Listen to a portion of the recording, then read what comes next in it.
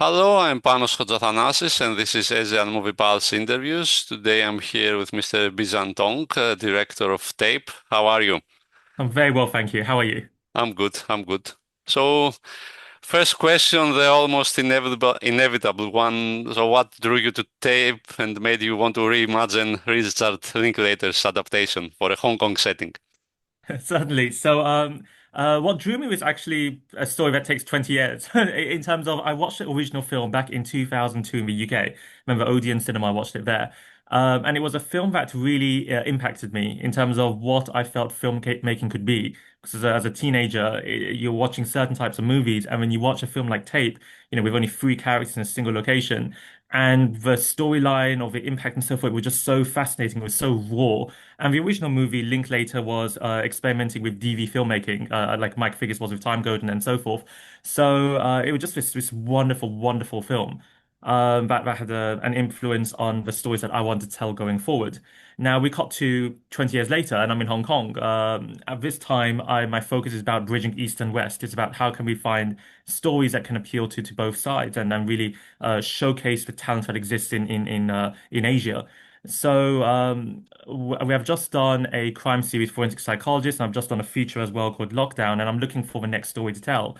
And it gets me thinking about Tape. It makes me think that Tape itself, which was made in 2001, was essentially a Me Too movie before Me Too happened. So we had, the story was about a filmmaker who's been things are coming out that 10 years before he may have sexually assaulted someone from school. The remake is about 15 years later instead. So I decided that, or I started thinking that Me Too uh, happened afterwards in 2017. So it'd be interesting to see what that story would be like if told today, especially in a very technology dependent world as well. I mean, the fact that you and I are right now having this interview on Zoom underscores that. It's made me think about all of that, but at the same time, the cultural implications. Because while I was in Hong Kong, sitting there, I realized Me Too movement never happened in that region. And so there are certain cultural implications, cultural taboos with respect to sexual assault. Um, and I felt that if we were to tell Tape here, it wouldn't be just a remake in terms of, it feels a bit pointless. Why would you want to remake a Linklater film? You'd be sitting in the shadow of this great, great filmmaker. But instead, it would be an opportunity to tell the story, but in a different way, to show the cultural influence on that storyline and thus the characters. And of course, by updating it for a new generation in a new region. So that's really what drew me to wanting to tell this story. But were the logistics difficult? I mean, to get permission from Linklater, or how was that part? It was actually quite pleasant. In that it wasn't as challenging as I initially thought it would be, and the reason for that is the first thing I did was I reached out to the writer of the original film, Stephen Belber, and I explained to him essentially I pitched to him why I wanted to tell this story in Hong Kong, why the story resonated with me all those years ago, and why it can be resonating for audiences today. And he understood, the element of approach I want to take with Asia. And so he was very supportive when it came for me to then be engaging with Linklater and the original tape. Because it wasn't a case of just licensing the rights. I made it clear that I want to involve me. You made such a film. I want you involved in this remake. And so in the case of Linklater and Sloss, it was an element of QC as well, making sure that the film itself is reflective of the standards that they expect. And with Steve Belber, it wasn't a case of just slapping his name onto a film. I wanted him involved as a co-writer. So when we retold the story, he came on board to co-write the remake with me, and we also brought on two female writers. One of them was actually the actress Selena Lee, to bring about the perspective of being a female in Hong Kong. And so they were very supportive of this journey, and I couldn't be more grateful for the team and the camaraderie and the support they gave. And but can you give us some more details about how was your collaboration with Belber? Certainly. So with Steve, initially it was, I mean, we had a lot of calls. So it was really about breaking down everything, the subtext of the scenes, of the characters, the backstory. Of course, we're changing it for Asia.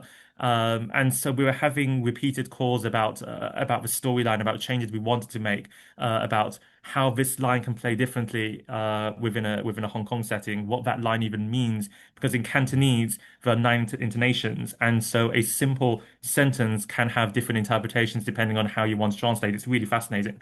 So he was really supportive there. In addition to that, it was also about the casting. I brought on Selena first to play Amy, who was originally played by Uma Thurman, and she wrote a 27-page backstory for her character. And she would be having these really riveting conversations with both myself, with Steve, and actually creating these or positing these questions that even Steve said he hadn't even considered at the time.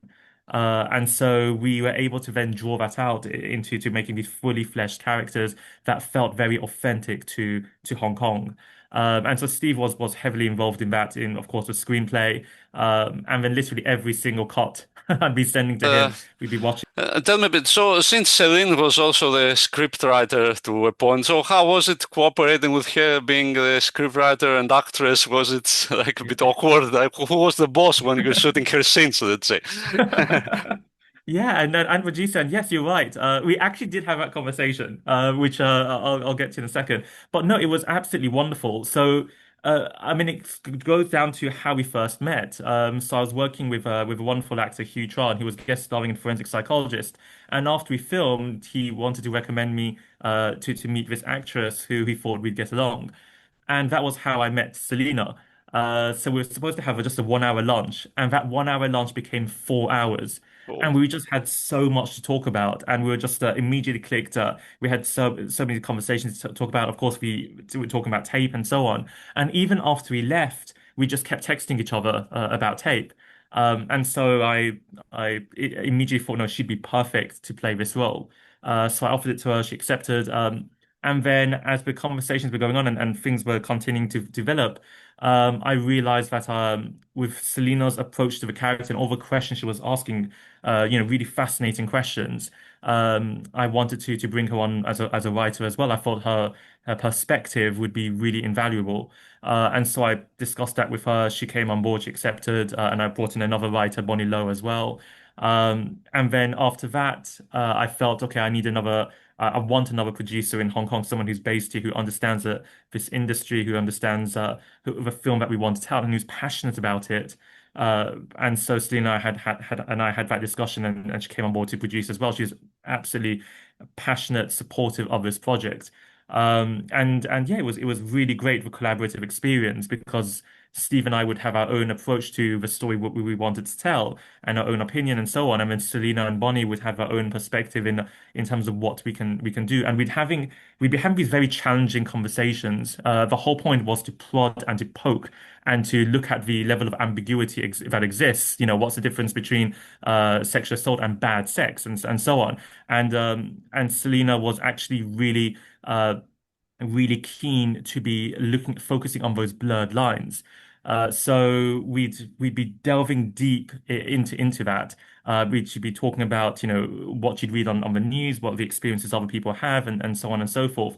And it was important, it was essential that we didn't create a caricature of a monster. It was not a case of this is, a Harvey Weinstein story. We wanted to make people uncomfortable by the fact that our friends, the people that we would vouch for, are capable of such heinous acts. And so Selena was wonderful in having those conversations and to try to pull that into the story. And the scene that takes place between Selena and Adam Pack's character Wing, when they're alone together and we're talking about Me Too and we're talking about that, a lot of that came from the discussions that were being had between Selena and myself. And so it was really drawn into that. She was, really keen to do Tough. that. She wants to focus entirely as the actress in the performance, and so I would be responsible on set for producing and directing. Casting. Yeah, yeah. How did the rest of the casting work for the film? Yeah. Yeah. So it was interesting because Selena is an established actress in Hong Kong, so of course, She could literally, and she literally did call up a lot of actors just to come audition.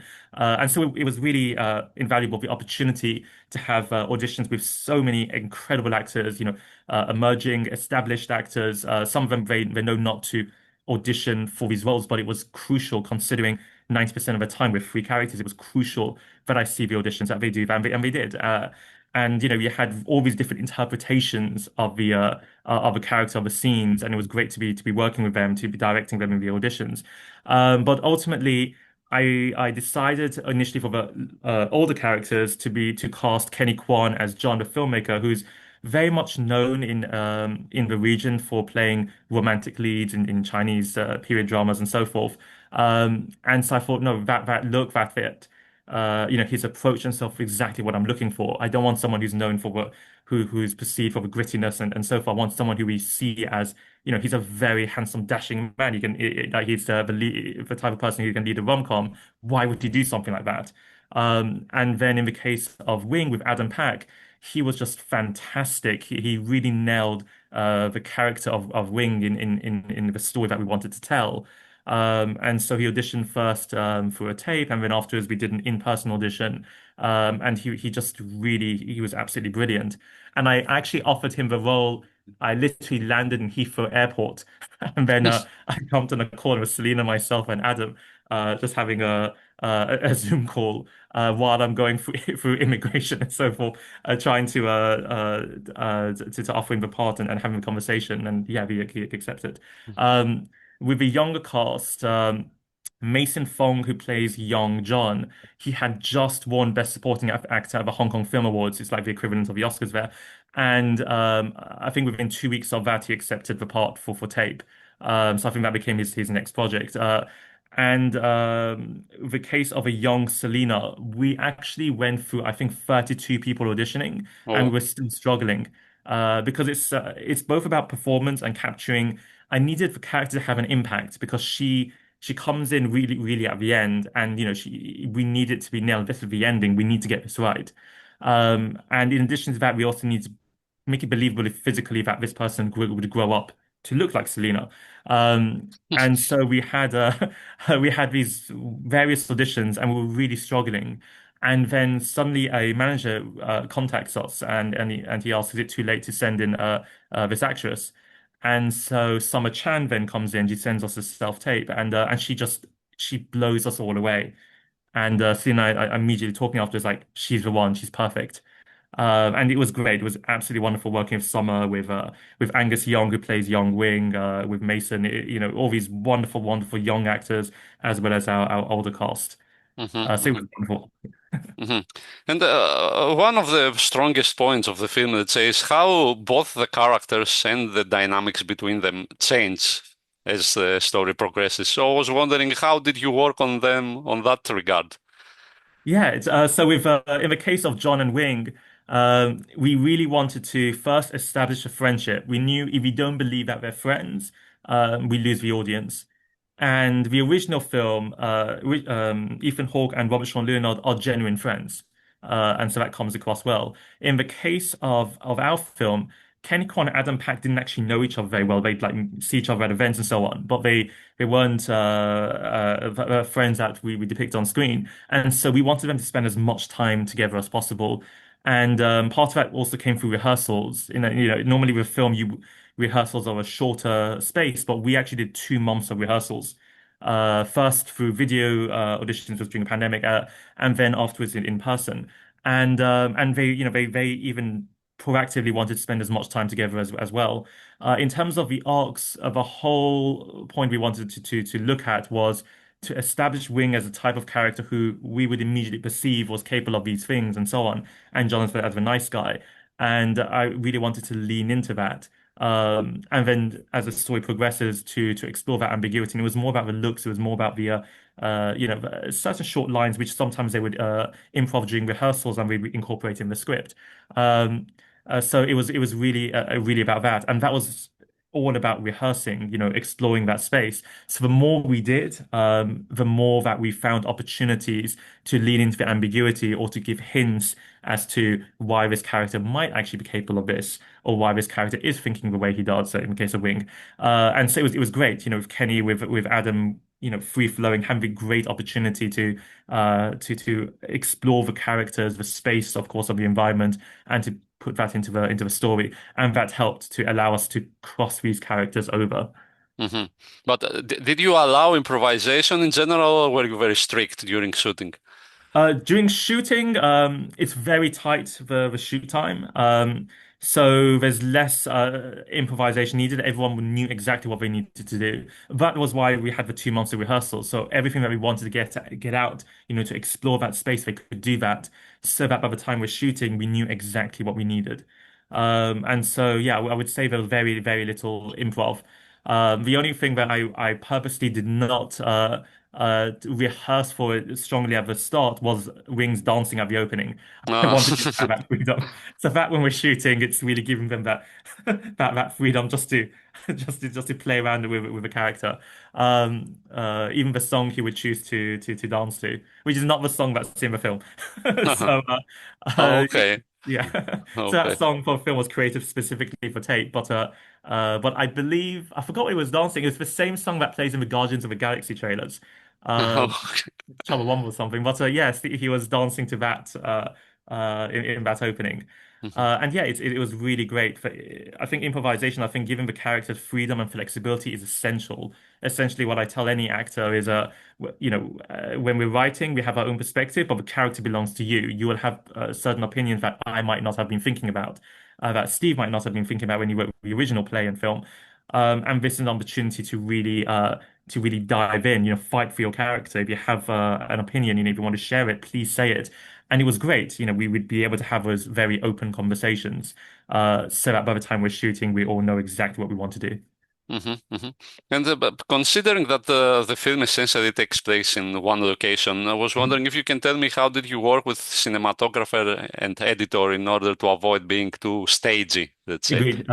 Yeah, so Colleen Kwok is a wonderful cinematographer for this one. She and I, right from the start, would sit down and we'd be breaking down. So we knew, working with Suana Low, our production designer, we knew what we wanted the set to look like, what the apartment would be. And we'd be breaking down stylistically. We'd say, okay, so in this part of the scene, this is the intent, this is the message I want to, get across. Then in this part, this happens, this is how I want to come across. Maybe in this scene, we want to pivot our focus to John here and so on and so forth. And so we really delved deep. Literally every day we'd be talking, many times meeting up and doing, of course, the shot list, the breakdown, everything, the storyboarding. We're very bad drawers, by the way, but we managed to get across what we needed to be done. And so we worked very heavily on the technical side. And then, of course, there's rehearsals. And so Colleen is there too, because we need to figuring out as we rehearse, as we move around the space, how can we really accomplish what we need to do? And of course, as we're rehearsing, we're improvising, allowing the actors to do that. We're figuring, okay, maybe the actors should move from here to here instead of here to there. And so, of course, that has an impact on how we're going to shoot it. So it was a case of the performers, with the actors doing one thing, and then, of course, the technical side, working together to make sure we match that, where we fit it in the way that we need to do. We also decided from a lighting perspective, because the story is told in real time, that we're going to go darker, both in terms of reality of as it goes into late night, but also thematically, so that when Amy enters, there's a sudden burst of actual light that comes in, that we need Hmm. that refresher. And so yeah, so from that point, it was a very close relationship, working with Colleen to achieve that. In terms of editing, Mitch Tolliday, who I've worked with on a few projects, and I had the same conversations in terms of each scene having a slightly different approach. And it was quite subtle at times, but we wanted to make those changes to avoid it becoming quite drawn out and essentially bland. We need to keep it engaging. And so we worked heavily on breaking down into these different chapters and showing it in that way. And I would also say, as you would have seen in the film, certain moments where we're shooting, we also want to shoot it in different ways, again, both to keep it fresh, but also to show the perspectives of characters, like when we're circling the coffee table and we're suddenly seeing moving around with in front of the cameras, sorry, in front of the actors, sorry. So yeah, so I would say, working with Colleen on cinematography and working with Mitch on editing was crucial to be able to create this story that helps keep it engaging for the audience. And which one was the most difficult scene to shoot, would you say? Is there one or? Oh yeah. I would say two parts. I mean, the fight scene was great to shoot, but of course it's challenging from a technical perspective. But it was yeah, it was absolutely riveting to do. The the sh actually three the beach scenes that you see that bookend the film with the younger characters. So in actual fact, the place was getting flooded, and so Oh, when you see the opening scene where the two characters are sitting down by the beach, with the young John and the young Wing. What you don't realize is at some point when we're shooting, the water has flooded to the point that it's covering their legs fully. That oh, it's fully submerged. And of course, we're now thinking, at some point there's going to be a health and safety issue. So we managed to thankfully shoot what we need, get that done on time. But in the final scene, in actual fact, we were supposed to shoot in a specific area, but it was fully flooded. We could not shoot, it would be too dangerous. Thankfully, when we're doing our location scouting, we had a backup. And so oh. while we were shooting that beginning scene with them, our production designer was getting the set ready for the ending in this new area, which thankfully went off quite smoothly. Finally, I would say there's a long shot on purpose where Amy and John are confronting. They have this conversation, and we purposely don't cut away. And that one. It seems simple, but the challenge is, of course, the performance side to get this exactly how it needs to be and make sure the camera captures what needs to be done. Okay. And so So, we did. the last question, I guess, can you tell me a bit future projects? What will you be working on next? Certainly. I'm actually right now working on an action film called Shasho, which is about a ex-SRR Brit, a female, and a Hong Konger team up to stop an American billionaire from destabilizing Hong Kong. Very different to tape. It sounds like an action. I mean, it's an action film, but it was really a love letter to Hong Kong cinema. I wanted to really bring about the golden age of 80s, 90s for the contemporary audience. But before I sound like I've pivoted completely away from the stories I want to tell and I've just sold myself out commercially, it's the reason I wanted to tell that story is actually a metaphor for my own journey from the UK to Hong Kong and the trials and tribulations along the way. And I thought that story would be boring as a drama, so instead let's turn it into an action film. And it's been wonderful. We've actually cast most of our actors from across the globe. We've already announced one of them, which is a Middle Eastern actor, Yusuf Omar. And I'm really excited about this one because I want to really showcase Hong Kong talent as I've been doing with tape, but enable them to or work with them around the world. So we'll be shooting in the UK, we'll be shooting in, of course, Hong Kong, we'll be shooting in Malaysia, and you'll be, working with actors from around the globe. So I'm excited about that. Okay, okay. Great. I guess that's it. Thank you very much for your time. Thank you. Thank you so much for yours. Okay. Have a